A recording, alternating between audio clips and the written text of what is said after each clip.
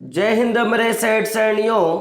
और आप सभी का स्वागत है प्रीतम एकेडमी परिवार में। और मैं हूं पंकज कुमार। तो ज्योग्राफी का सेक्शन चल रहा था जिसपे हम लोगों ने जो पिछला जो वीडियो था उसमें हम लोगों ने बहुउद्देशीय परियोजना क्या है और बहुउद्देशीय परियोजना से क्या क्या लाभ होता है अथवा क्या क्या हानि है उसके बारे में हम लोगों ने विस्तार से जानकारी लिया था। और मैंने उसी वीडियो में बताया था कि जब अगला एक वीडियो आएगा उस पर हम लोग बात करेंगे बहुउद्देशीय परियोजनाओं के लिए जो भी आंदोलन हुआ था या उनके विरोध में हो या उसके समर्थन में हो, तो सारे के सारे आंदोलनों के बारे में हम लोग नेक्स्ट वीडियो में चर्चा करेंगे। तो साथ ही साथ इस वीडियो पे हम लोग आंदोलन तो चर्चा करेंगे ही करेंगे, साथ ही साथ हम लोग बात करेंगे वर्षा जल संग्रह के बारे में कि भारत में कितने प्रकार के वर्षा जल संग्रह करने के उपाय है और वर्षा जल संग्रह करके हमें क्या लाभ होगा। इन सारे तमाम चीजों के बारे में आज की इस वीडियो में हम लोग चर्चा करेंगे। तो फर्स्ट ऑफ ऑल, अगर आप चैनल पर नए हो तो चैनल को सब्सक्राइब करें और वीडियो को लास्ट तक देखें, तभी आपको सारी चीजें समझ में आएगा और आपको पता चलेगा कि आपके बोर्ड एग्जाम में किस तरह का क्वेश्चन आपके लिए आ सकता है। तो सबसे पहला प्रश्न जो कि मैंने बोला था कि बहुउद्देशीय परियोजनाओं के लिए पर्यावरण आंदोलन हुआ था बहुत सारा, तो पूछेगा कि किसे कैसा कैसा पर्यावरण आंदोलन हुआ था। तो एक आंदोलन देखोगे जिसको बोलेंगे नर्मदा बचाओ आंदोलन या बोलेंगे टिहरी बांध आंदोलन। तो आखिर यह हुआ क्या था? तो विरोध का सबसे पहले कारण देखते हैं। तो विरोध जो किया था वो स्थानीय लोगों के लिए बृहद स्तर पर विस्थापन हुआ था। विस्थापन यानी जब एक जगह के बहुत सारे लोग उस जगह को छोड़ के किसी और क्षेत्र के लिए पलायन होकर जाते हैं तो उस स्थिति को बोलते हैं विस्थापन की प्रक्रिया। तो जब नर्मदा नदी में बांध बनाने का बात आया तो उस समय जिस जिस क्षेत्र पे बांध बनाया जा रहा था तो इस क्षेत्र के आसपास के लोगों को क्या करना पड़ा, अपने क्षेत्रों को छोड़कर कहीं और जाना पड़ा। और इसी के लिए क्या हुआ था, आंदोलन हुआ था, नर्मदा बचाओ आंदोलन या टिहरी आंदोलन।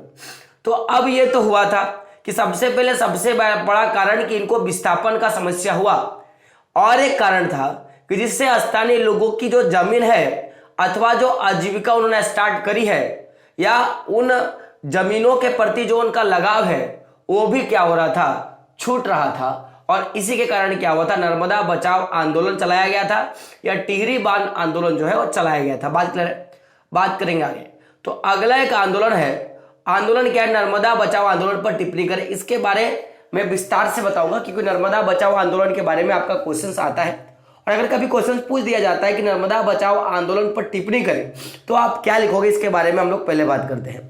तो देखिएगा, ये जो आंदोलन चलाया गया था नर्मदा बचाओ आंदोलन, ये एक गैर सरकारी संगठन जिसको हम लोग बोलते हैं एनजीओ बोलते हैं, है जो जनजातीय लोगों, किसानों, पर्यावरणविदों और मानव अधिकार कार्यकर्ताओं को गुजरात में नर्मदा नदी पर सरदार सरोवर बांध के विरोध करना था।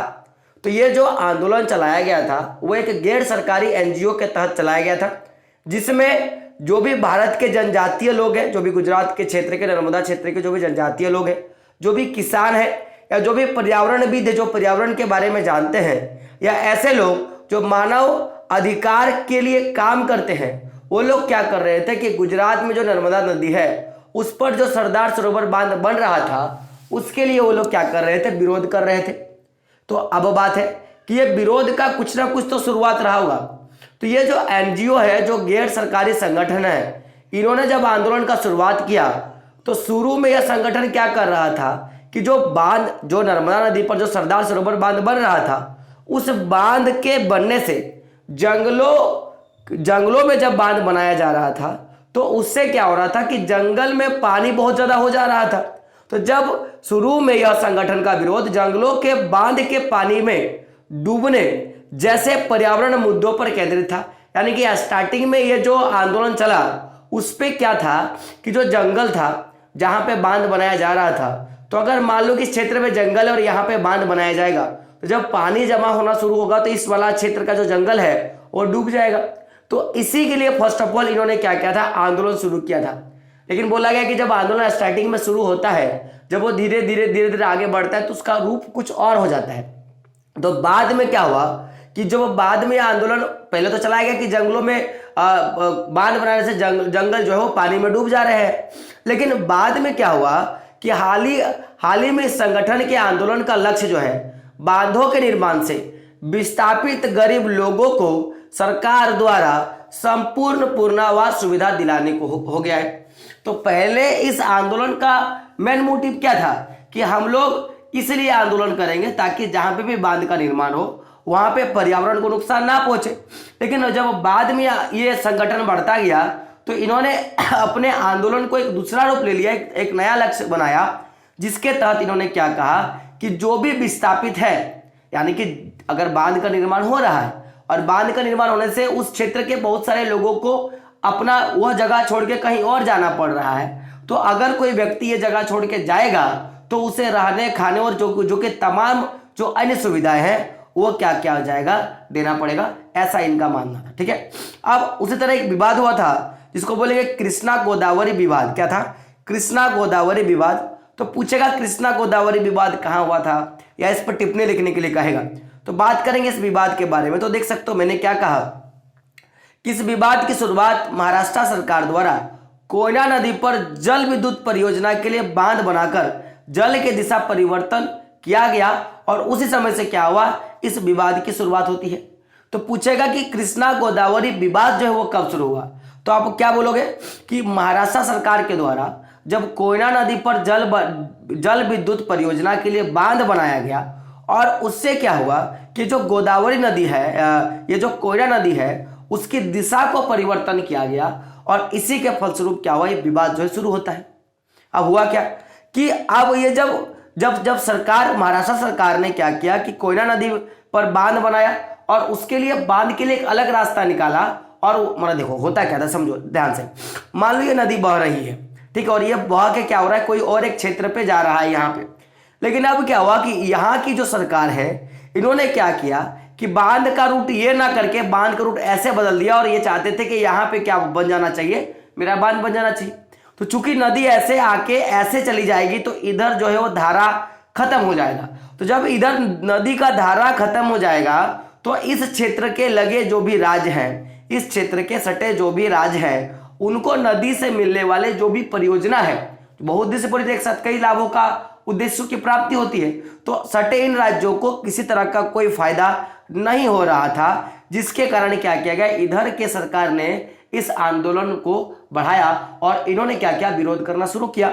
तो सबसे पहले क्या हुआ कि जब महाराष्ट्र सरकार ने कोयना नदी पर जल विद्युत परियोजना के तहत बांध बनाया और जल की दिशा में परिवर्तन कर दिया, तो अब कर्नाटक और आंध्र प्रदेश के जो सरकार है उन्होंने क्या किया, इस कोयना नदी पर बांध बनाने के लिए जो परियोजना चलाया गया था उस पर आपत्ति जताई।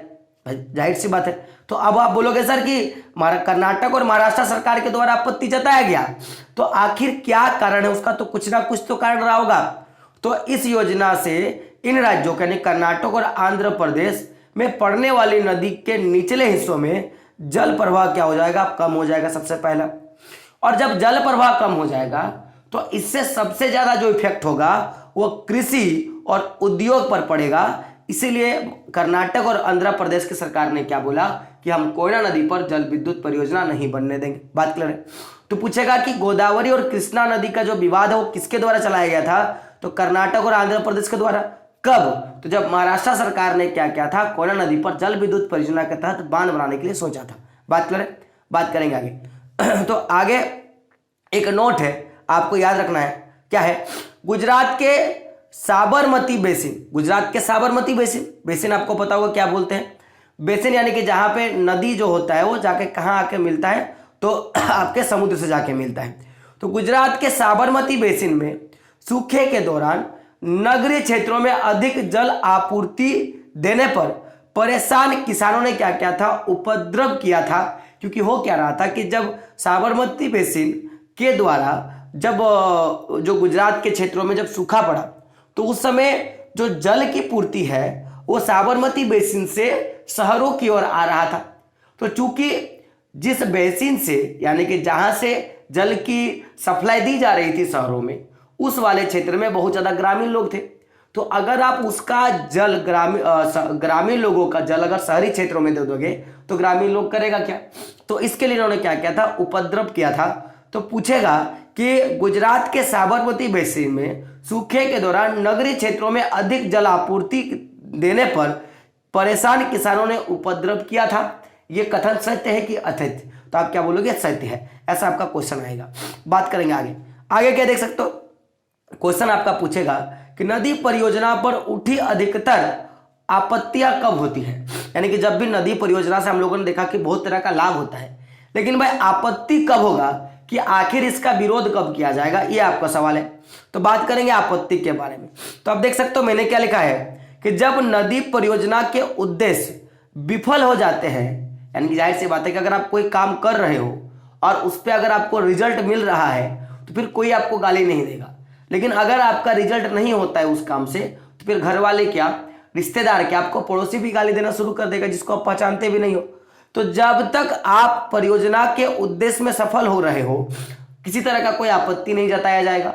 लेकिन जैसे ही आपकी जो योजना है और जिस उद्देश्य के लिए आप वो काम कर रहे हो, अगर उस उद्देश्य में कमी आना शुरू होगा तो जाहिर सी बात है कि आपत्तियां आनी शुरू हो जाएगी। अब आपका सवाल होगा कि सर नदी परियोजना में किस प्रकार की विफलताएं देखने के लिए मिलती है और उनके समक्ष किन किन तरह की जो है आपका मैं बोलूंगा कि आपत्तियां आती हैं। तो सबसे पहला पॉइंट देखोगे कि जब जो बांध बाढ़ नियंत्रण के लिए बनाए जाते हैं, उनके जलाशयों में तटछल माने गाद जिसको बोलेंगे, यानी कि जो बांध के तली में जो जमा हो जाता है, जमा होने से बाढ़ आने का कारण भी बन जाता है। जाहिर सी बात है, समझो अब क्यों ऐसा होता है। अगर मान लो ये बांध है, मैंने बांध बना दिया, अब ये बांध जो है मान लो कि इतना ऊंचा बांध है और इतना ऊंचा ये इतना लेवल तक क्या करेगा कि जल को रोकता है और ये बाढ़ आने को बचाता है। अब मान लो यहाँ पे गंदा जमा हो के ये इतना भर गया। अब अगले साल जब बारिश होगा तो जाहिर सी बात है कि ये गंदा यहाँ तक जमा हुआ, तो इसके बाद ना वो भरना शुरू करेगा। जब इतना ऊपर तक वो जाएगा तो फिर जाहिर सी बात है कि बाढ़ आने का खतरा बन जाएगा। तो जब तत्क्षण जमा हो जाता है तो वो जो नदी का जो जल स्तर है वो ऊपर तक हो जाता है, जिसके कारण बाढ़ आना शुरू होता है। तो चूंकि बांध को बनाया गया ताकि बाढ़ ना आए, अब जब वो बाढ़ आ जाएगा तो फिर इसका विरोध होना शुरू होगा कि नहीं? आप बोलोगे हाँ सर। तो पहला कारण।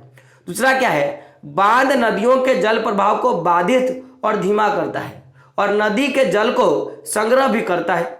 और इसी तरह क्या हुआ था कि 2006 में गुजरात और महाराष्ट्र में भारी वर्षा के कारण बांध से छोड़े गए जल की वजह से बाढ़ और विकट स्थिति पैदा हो गई थी।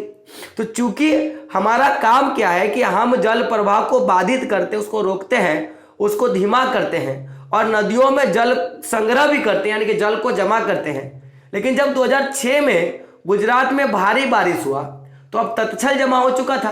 अब इसके कारण क्या हुआ, गुजरात के क्षेत्रों में भाई बाढ़ आ गया। तो अब गुजरात के लोगों ने इस परियोजना का क्या करने लगा, विरोध करने लगा। तो पूछेगा गुजरात और महाराष्ट्र में भारी वर्षा कब हुआ था? 2006 में, और बाढ़ आया था, आपको याद रखना होगा। यह कारण था। दूसरा कारण क्या था कि बांधों में जमा तत्क्षल एक प्राकृतिक उर्वरक है जो बाढ़ के मैदानों तक नहीं पहुंच पाता, जिसके कारण भूमि निम्नीकरण की समस्या उत्पन्न हो जाती है। अब भाई समझो, अगर मान लो ये मैंने बांध बनाया, इधर मेरा जल जमा हो रहा है, तो जितने भी तत्क्षल जो गाद होंगे वो यहीं पे क्या होगा, आपका जमा होगा, और इधर वाले क्षेत्रों पे वो पहुंच ही नहीं पाएगा। तो जब पहुंच ही नहीं पाएगा, एक प्राकृतिक उर्वरक है, डिकम्पोस्ट खाद है, जिसको हम लोग बोलेंगे ना कि जैसे गोबर माटी होता है ना। तो जब ये क्या नहीं कर पाएगा माय डियर फ्रेंड, ये इधर फैल ही नहीं पाएगा, तो इस वाले क्षेत्रों में उपजाऊपन घट जाएगा, जिससे इस क्षेत्र की जो भूमि है वो निम्नीकरण हो जाएगी। बात क्लियर है? अब आगे समझिएगा। अगला क्या है, इस योजना के कारण भूकंप आने की संभावना भी क्या होती है, बढ़ जाती है माय डियर फ्रेंड। बात क्लियर है? अगला प्रश्न है, अत्यधिक जल के प्रयोग से जल जनित बीमारियां, फसलों में कीटाणु जनित बीमारियां और प्रदूषण जो है फैलता है। भाई बात क्लियर है? तो अत्यधिक जब लोग जल का प्रयोग करेंगे तो उससे क्या होगा कि इससे होने वाले जो भी बीमारियां वो भी आएगी। फसलों पे डालेंगे तो फसलों में जो कीटाणु जनित जो बीमारी वो भी आएगा, और जो है कई तरह का प्रदूषण हमको देखने के लिए मिलेगा। बात क्लियर है? अब बात करते हैं आगे क्या है, वर्षा जल संग्रह के बारे में। तो क्वेश्चन यहां से पूछा जाएगा, वर्षा जल संग्रह के विभिन्न तरीकों के बारे में बताएं। तो सबसे पहले बात करेंगे भारत में वर्षा जल संग्रह की कुछ विधियां। सबसे पहले विधि है आपका गुल अथवा कुल वाहिकाएं। क्या है? गुल अथवा कुल वाहिकाएं, ये आपका एक विधि है जो वर्षा जल का संग्रह करती है। तो पूछेगा कि सबसे पहले पूछेगा कि यह विधि कहां अपनाया गया है। तो यह विधि पहाड़ी और पर्वतीय क्षेत्रों विशेषकर का मैं बात करूंगा तो पश्चिमी हिमालय जो है वहां के लोगों के द्वारा उपयोग में लाया जाता है। तो इसमें होता क्या है, इस विधियों में नदियों की धारा का रास्ता बदलकर खेतों में क्या करते हैं, सिंचाई के लिए जल का प्रयोग हम लोग करते हैं माय डियर फ्रेंड। ठीक है, समझ में आ गया। तो गुल और कुल वाहिकाओं का हम लोग इसका निर्माण करते हैं कहां पे, पश्चिमी हिमालय के क्षेत्रों में किया जाता है। अब बात कराएंगे, अगला है छत वर्षा जल संग्रह। तो यह विधि जो होता है पश्चिम भारत विशेषकर राजस्थान के लोगों द्वारा उपयोग किया जाता है। इस विधि से घरों में बने छतों के द्वारा पीने लायक जल का संग्रह जो है आपका किया जाता है। बात क्लियर है, कहां किया जाता है, तो राजस्थान का जो एरिया है वहां पे किया जाता है। बात क्लियर है। अब एक विधि आता है जिसको बोलेंगे खादिन और जोहार। क्या बोलेंगे, खादिन और जोहार। तो बात करते हैं कि खादिन और जोहार वर्षा जल संग्रह क्या है आपका। तो देखिए सबसे पहले समझिए खादिन और जोहार जो आपका वर्षा जल संग्रह विधि वो कहां पे होता है, तो ये शुष्क और अर्ध शुष्क क्षेत्रों पे किया जाता है। यानी कि ऐसा क्षेत्र जहां पे पानी नहीं होता या जहां पे कभी कभार पानी होता है वहां पे किया जाता है। तो वहां पे होता क्या है कि गड्ढे बनाए जाते हैं। इस विधि के द्वारा क्या किया जाता है, गड्ढे बनाए जाते हैं। तो अब सवाल, गड्ढे बनाकर क्या किया जाता है, आपका जल का संग्रह किया जाता है। तो पूछा जाएगा कि आखिर खादिन और जोहार है, तो गौर कीजिएगा कि जिससे, अब भाई बात को समझे, अगर खादिन और जोहार की तरह से गड्ढे बनाकर हम लोग क्या करेंगे, जल का संग्रह करेंगे, तो इससे होगा क्या, तो इससे क्या होगा, मृदा को सिंचित किया जा सकता है। यानी कि मृदा पे हम लोग कृषि करने का काम कर सकते हैं सबसे पहले, और साथ ही साथ क्या कर जा सकते हैं, और साथ ही साथ क्या कर सकते हैं कि संरक्षित जल को खेती के लिए भी क्या कर सकते हैं हम लोग, उपयोग कर सकते हैं हमारे फ्रेंड। अब इसका उदाहरण है, तो गौर कीजिएगा राजस्थान का जो जैसलमेर जिला है वहां पे खादिन नामक जो जल संग्रह का विधि वो किया जाता है, और जो भी राजस्थान का जो अन्य कुछ जिला है वहां पे जोहार नामक जल संरक्षण का प्रक्रिया का जो है प्रयोग किया जाता है हमारे फ्रेंड। तो आपको याद रखना है, राजस्थान में कहा खादिन और जोहार में क्या हो जाएगा आपका, तो भाई अन्य सारे क्षेत्रों में किया जाता है। तो हम लोगों ने सबसे पहले क्या देखा कि बहुत सारे योजनाओं पे आपत्ति उठा, तो आपत्ति का कई सारा हम लोगों ने कारण देखा, फिर जल संग्रह करने का अनेक विधि देखा। अब एक क्वेश्चन सीधा आपके एग्जाम में पूछता है कि बताइए, पूछा जाएगा कि वर्षा जल संग्रह से क्या लाभ है। क्वेश्चन सीधा पूछेगा वर्षा जल संग्रह से आपका क्या लाभ है। तो क्वेश्चन आपका देख सकते हो आंसर, वर्षा जल संग्रह से निम्नलिखित लाभ है। सबसे पहला लाभ क्या है कि इसे की जगह क्या होगा, इस जल को साफ करके इसे पेयजल के रूप में प्रयोग में लाया जा सकता है। अब जब वर्षा जल संग्रह के द्वारा जब वर्षा के जल को हम लोग क्या करेंगे, इकट्ठा कर लेंगे, तो उससे जो पीने लायक जल होगा उसका हम लोग क्या कर सकते हैं, उसके लिए इसका प्रयोग कर सकते हैं सबसे फर्स्ट ऑफ ऑल। दूसरा क्या कर सकते हैं, इससे भौम जल स्तर में वृद्धि होती है तथा एक विशाल जल भंडार को क्या कर सकते हैं, तैयार कर सकते हैं। अब आप पूछोगे सर कि इसमें जल स्तर में वृद्धि कैसे होती है, तो मान लो कि अगर छत का जल है इसे हम लोग क्या करेंगे, पाइप के सहारे या कुओं में अथवा चापाकल का जो गड्ढा है उसमें डाल देंगे, तो फिर क्या होगा, भौम जल स्तर, क्योंकि वो जल सीधा कहां चला जाएगा, जमीन में चला जाएगा, तो उससे भौम जल स्तर में वृद्धि होगा कि नहीं। इसके बारे में हम लोग आगे अलग से क्वेश्चंस लेंगे जो आपके एग्जाम में पूछे जाते हैं। ठीक है, तो क्या होगा कि आपका जल स्तर में वृद्धि होगा, या और साथ ही साथ क्या कर सकते हैं, अगर उसको जमा करेंगे तो एक विशाल जल भंडार हम लोग क्या कर सकते हैं, तैयार कर सकते हैं। बात क्लियर है। अगला क्या है, जल के व्यर्थ बहने से, जल के, अब मान लो कि छत में पानी आ रहा है, अब आप ऐसे ही बहा दे रहे हो, तो जल के व्यर्थ बहने से होने वाली हानियों से छुटकारा पाया जा सकता है। यह भी हो सकता है कि जो भी आप पानी छत पे गिर रहा है और व्यर्थ ही बहा जा रहा है, तो उससे हम लोग क्या कर सकते हैं, बच सकते हैं। अगला क्या कर सकते हैं, सामूहिक रूप से जब किसी क्षेत्र के सभी लोग वर्षा जल का संग्रह करते हैं तो पूरे क्षेत्र में क्या होता है, जल स्तर जो है बढ़ जाता है, यानी कि पूरे क्षेत्रों को जल उपलब्ध होती है। अगला क्या देख सकते हो, घरेलू तथा कृषि आवश्यकताओं के लिए, है ना, आवश्यकताओं के पूर्ति के लिए जल क्या होता है, उपलब्ध हो पाता है। जब आप अपने क्षेत्र में गड्ढा करके वर्षा जल संग्रह को कर दोगे, उससे आपका भौम जल स्तर में वृद्धि होगा, या उस गड्ढे में जल जो है सिंचित रहेगा, तो उससे कहीं ना कहीं हम अपनी आवश्यकताओं को पूर्ति कर सकते हैं। साथ ही साथ जब आपके क्षेत्रों में कम वर्षा होगा तो उस समय भी हमारे पास क्या रहेगा, पर्याप्त मात्रा में जल जो है उपलब्ध रहेगा। तो क्वेश्चन पूछा जाएगा कि वर्षा जल संग्रह से क्या लाभ है, तो पहला कि इसको पीने लायक साफ जल हम लोग के रूप में उपयोग कर सकते हैं। दूसरा, जल स्तर में वृद्धि होगा और एक विशाल जल भंडार बन जाएगा। जो व्यर्थ में जो जल बह जा रहा है, ऐसे होने वाले हानियों से छुटकारा पा सकते हैं। सामूहिक रूप से जब सभी लोग वर्षा जल का संग्रह करेगा तो जल स्तर में क्या होगा, उस क्षेत्र में बढ़त होगी।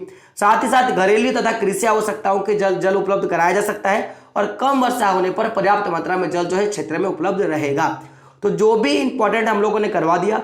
अब एक और टॉपिक बचा है जिसमें वर्षा जल संग्रह करने का राजस्थान में क्या विधि है अर्ध क्षेत्रों में, और जो पारंपरिक तरीका है और आधुनिक तरीका का जब समावेश हुआ तो उससे किस प्रकार का जल संग्रह किया गया, इन सारे चीजों के बारे में अगले वीडियो पे लेंगे और आपका चैप्टर आपका खत्म हो जाएगा। तो अब आपको यह बताना है कि जैसे ये चैप्टर खत्म हो जाएगा तो उसके बाद कौन सा बुक करवाना है। आप मुझे बताओ कि इकोनॉमिक्स शुरू करें कि पॉलिटिकल साइंस शुरू करें कि हिस्ट्री की आपका ज्योग्राफी जो है उसी को कंटिन्यू रखें। आपको क्या करना है, कमेंट करना है। दोस्तों मिलते हैं अगले वीडियो में, तब तक के लिए जय हिंद, जय भारत और आपका दिन शुभ हो।